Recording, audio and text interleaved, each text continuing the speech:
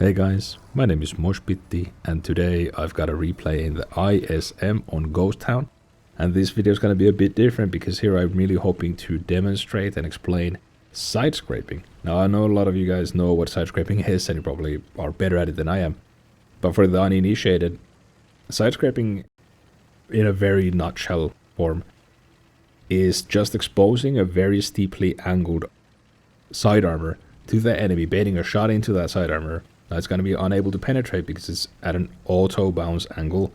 Basically, it's at an angle that cannot be shot through.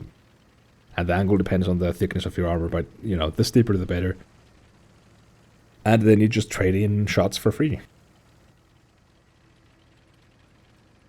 You can do that with any tank that has enough side armor to do so.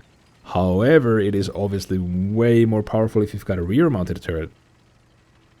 The principle of side scraping is to have your front armor, or your weakest armor, in my case it's the lower plate, against the wall, and then reversing from that wall with that set angle, and then trading shots in, and you're going to see exactly what I mean here.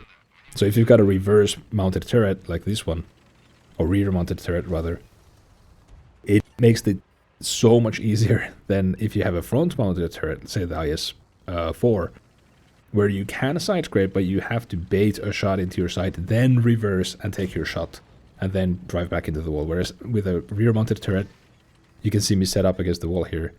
I can expose my turret while I have only my super steep side armor exposed, and my turret, which is the toughest part of my tank.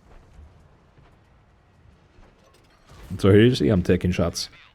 I guess they're ruthless.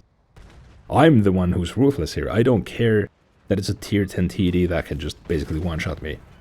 Unless he's firing high explosives, he's not gonna do any damage to me whatsoever. He's not gonna be able to penetrate this angle.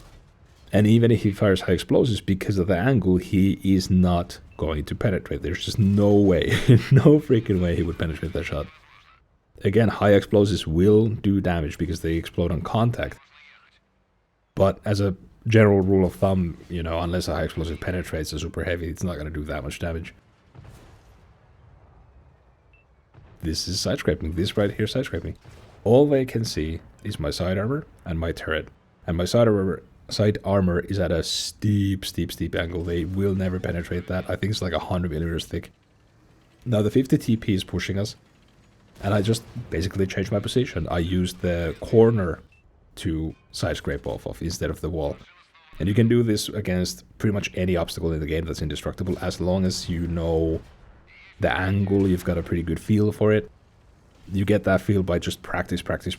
You know, you keep side scraping with tanks that can do that, and you kind of learn how to do it, and you learn to identify obstacles that you can use as a, well, as an obstacle to side scrape off of. Now you can see here I'm playing the ISM like any other heavy tank for a while. I'm just driving in there.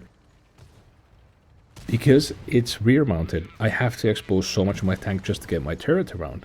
So there is a bit of a trade-off of that, but as soon as I'm done finishing off this TNH, I'm going to pull back again and set up another side scrape for that Drogon.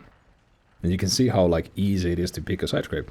Here we go, I'm now aiming at the wall, driving back, all he can see is my side armor, and I get a free shot in.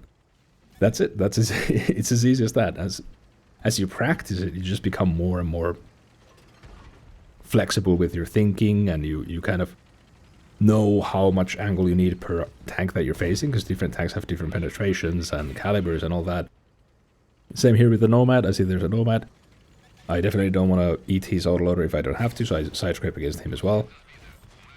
And as soon as the T-58 pushes around the corner, he sees my upper plate and just shoots right through it.